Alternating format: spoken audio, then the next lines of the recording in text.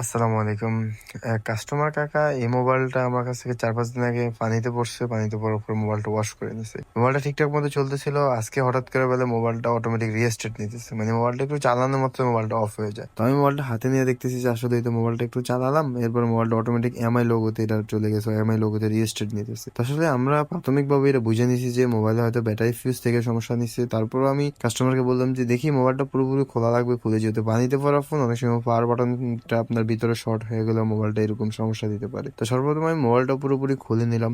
এরপর আমি পাওয়ার বাটনটাও চেক দিলাম যে না, পাওয়ার বাটনটা ঠিক আছে, তার মানে আমাদের ব্যাটারি হয়তো ফিউজ থেকে সমস্যা। তো আমি কাস্টমার থেকে বিল করলাম। বিল করার পরে আমি এখন ব্যাটারি ফিউজটা কাজ করে দেখবো যে সমস্যাটা সমাধান হয় কিনা। সেই ক্ষেত্রে এখন আমি পুরোপুরি ব্যাটারিটাও খুলে নিলাম। এরপরে ফিউজটা এখন রিমুভ করে নতুন করে ফিউজে জাম্পার করে দিব। আশা করি ফিউজটা জাম্পার করে দিলে আমাদের সমস্যার সমাধান হয়ে যাবে।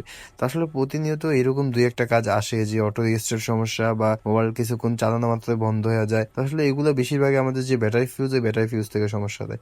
কিছু কিছু ফোনে দেখা যায় যে পাওয়ার বাটনের সমস্যা থাকতে পারে, কিছু কিছু ফোনে দেওয়া যায় যে অন্যান্য পার্টস থেকে সমস্যা দেয়। কিন্তু আপনার 90 থেকে 95% ফোনই আপনার ব্যাটারি ফিউজ থেকে সমস্যা দেয়। এখন আপনারা দেখতেই পারতেছেন যে আমি মোবাইলটা ব্যাটারি ফিউজে কাজ করলাম। এখন মোবাইলটা চালু দিলাম। চালু দেওয়ার পর অনেকক্ষণ ধরে মোবাইলটা এখন চালাই দিছি। দেখতেছি যে না, আলহামদুলিল্লাহ মোবাইলটা এখন পুরোপুরি ওকে হয়ে গেছে। আর প্রতিনিয়ত এরকম ভিডিও পেতে অবশ্যই আমার পেজটা ফলো, ইউটিউব চ্যানেলটা সাবস্ক্রাইব করে আমার পাশেই থাকবেন।